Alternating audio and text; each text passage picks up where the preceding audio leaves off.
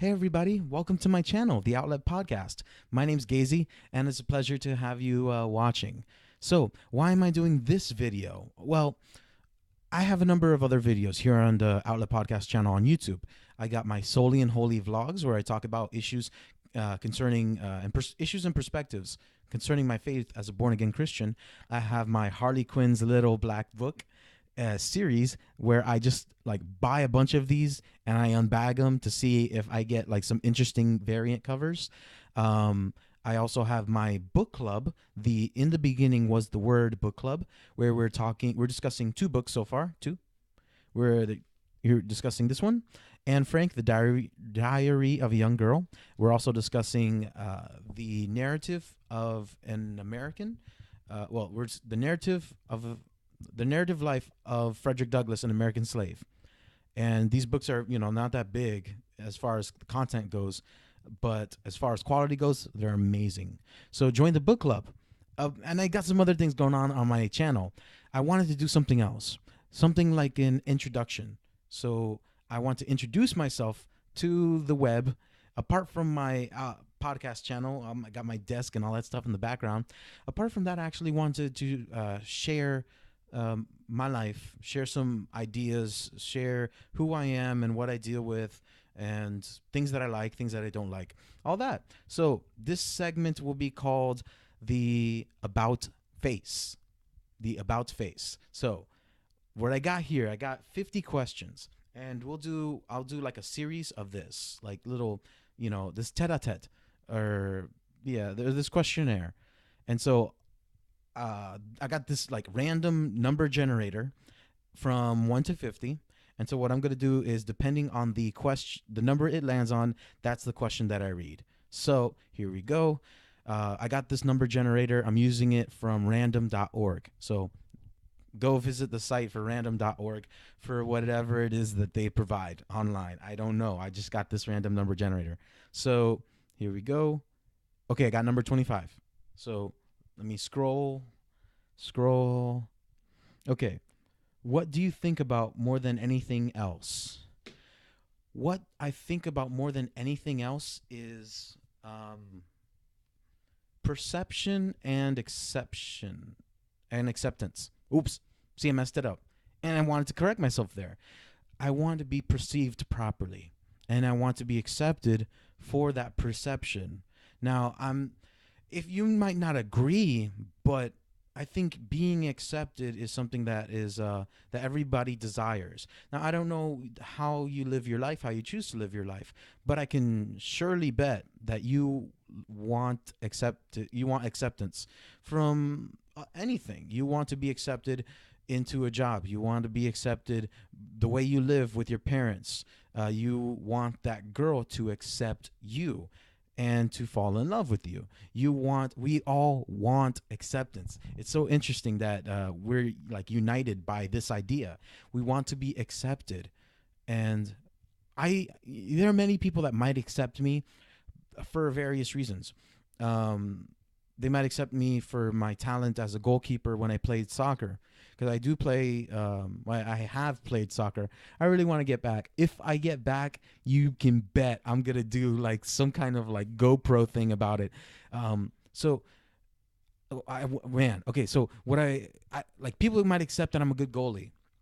People might accept that I have a knowledge of comic books and anime. People might accept these things, but these are just like talents, or things that I've learned and acquired over time, that they don't define me. They are a part of me, but that's not who I am as a person. So I want to, in my life, I really want to express who I am, and I've always gone, I think everybody goes through that struggle of who am I?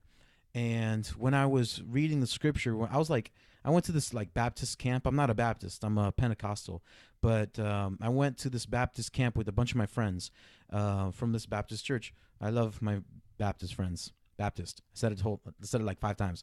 I went to their youth camp. And since I was older, I was more with the adults at that time. I don't know. I think I was like in my 19, 18. So I was with like the older adults.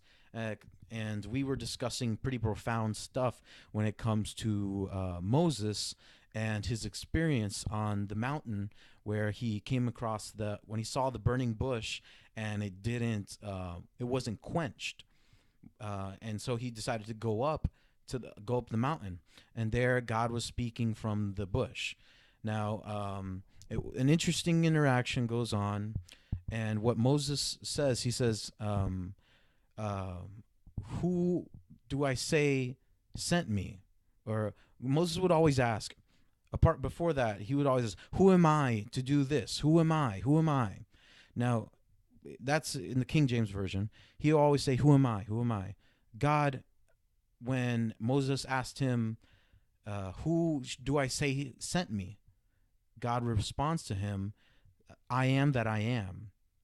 So, what's very interesting is that Moses kept on asking, "Who am I? Who am I? Who am I?" He kept on asking that. God responds, "I am. I am."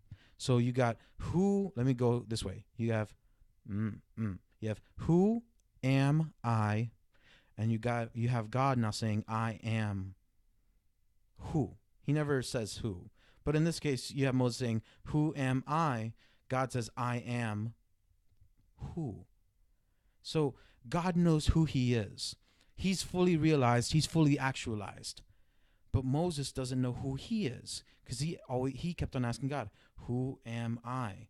Therein lies the struggle that I believe I have found, that I've discovered, and possibly you've come across it too, where you're trying to realize, who am I? Am I a college graduate? Am I a lover? Am I a athlete? You try to find out who you are. The best thing you can do with your life is, what I've done for mine is, instead of trying to ask myself this question, where I say, "Who am I?" Instead of trying to figure that out for myself, I actually asked God, and he told me, "I am." So I have my personality, my character, my essence, my being, my persona, my ego. I guess ego would fit. My soul, it's found in God. Like my characteristics, my personality, all of these traits are found in my Creator. And now that I know that I have this realization, now that I've had this realization and this actualization, I can kind of like move forward. So I used to struggle with that. Who am I? I always wanted to. I wanted people to realize who I am, like my personality, accepting me for who I was, but I didn't know who I was. Now that I know, I just gotta move on from now forward and be like, this is who I am. This is who I am. This is not, this is my persona. This is who I am. Uh, I know that I can make my YouTube channel like crazy with like things popping up everywhere, and better lighting, and I could probably lose a little bit of weight and look a little more handsome to get like the views, and maybe get some more product in my hair so I won't look so bald and stuff. But that's not who I am. Like my body is not who I am. It's not even a good billboard representation of what's inside my heart. So this is what I have worried about, how I'm perceived and how I am accepted, and if I'm accepted. So most like when you have since I've had this like realization, um, now like people can either accept it or they don't accept it, and I'm okay, because as long as I have this uh, uh, realization within myself, I'm fine. So I feel good. Because trust me, I don't want to be like the haters. The haters, God, that argument is so played out. Where people are like the haters gonna hate. It's like, really, grow up. How old are you? You saying haters? You should be a grown adult. Go to work. Go to sleep. Eat. Brush your teeth. Do your taxes. Go to work. So I'll do a second one. Okay, so gonna generate another number. I did number 25. So generating 36. All right, 36. Here we go. It says, how has your birth order slash characteristics of your siblings affected you? Okay, so I have, for all intents and purposes, I have two like two sisters from my father from one marriage, and then I have another sister from my father's other marriage, and have another I think and like a brother from that same marriage. I think my dad was married like twice. Um, so I've never really known my oldest brother and my oldest sister. I knew my oldest sister recently. I got to know her. She's an amazing person, and yeah, she made me an uncle. I'm an uncle. Wait, am I an uncle? I'm an uncle. Yeah, she made me an uncle. Now I have two other siblings. I have an older sister, and I have a twin sister. And she got all the looks. I got a, a vlog and a podcast. That's what I got. No, so since I was the youngest, I've always had this issue of favoritism. Like my sisters would always say that I was the favorite, and I never really felt like I was like I can feel that I was more fortunate, but I didn't know why, and I realized the why because of their decisions. When you're the youngest or a middle child, you can observe certain things. I was had the privilege to observe two people before me and how my parents responded to those two people. The way my oldest sister would live her life, when I see my parents' reaction, I adjusted accordingly. My twin sister, she was close. She only beat me by like a minute or something, like 2 minutes. But I saw the way she reacted, how she was living her life, and I saw how my parents reacted. So I chose not to react in those ways. Now, did I react in ways that I didn't find favor, and I wasn't like, endowed with like pizza money and mall money? Yeah, I messed up sometimes, but more often than not, I didn't really rebel crazy amount. I went through the teenage angst. Where I kind of like, I don't know, I was like, I hated my dad. Everybody hates their parent. Like, boys will always kind of hate their dad. Girls will always kind of like hate their moms for some reason. If you're reading the Diary of Anne Frank, you're gonna notice that she doesn't live quite harmoniously with her mom. So it's very interesting, and I always wondered why, but meh. So this affected me that I was able to adjust my lifestyle, and you know, again, wanting to be accepted by certain things. I saw the way my founding sisters lived their lives, and I was like, okay, well, maybe if I adjust mine just so, then I can gain my father's acceptance or my mother's approval, all these things. So that's how uh, I've been affected in actually a pretty good way, not so much of a bad way. Because right now I can say that I still do that. I still check out other people's lifestyles. My elders that are around me. I look at the way they have lived their lives, and I judge. I'm like, okay, this guy lived a certain way, but these are some observations that he's had, and I think I should meditate on those. People at my church. There's some people at my church who've lived a hood life, and they're like 70 years old, but they live in the boroughs in New York. Like they lived like in the ghetto where they had to fight and junk. But Christ made a change in their lives, so they still have that. Once you can't change someone who's from the hood, you can't change them. You can't.